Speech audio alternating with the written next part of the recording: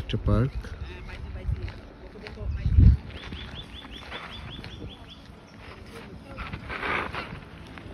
সামারে এটা আরো বেশি সুন্দর লাগবে। এখন স্প্রিং এও ভালোই লাগছে, খারাপ না।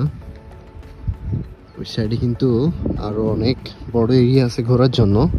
যারা প্যাডারবন অথবা ভ্যালিফিল্ডের আশপাশে ঘুরতে আসতে চান এখানে আসতে পারেন। এই যে লেকটা কিন্তু বেশ সুন্দর লাগছে। আমার বন্ধু এই যে এখানে ভিডিও করে কথা বলতেছে। দুই পাশে কিন্তু অনেকগুলো বাংলো সুইট আছে, সেখানে স্টে করতে পারবেন, নাইট স্টে। চাও চাও।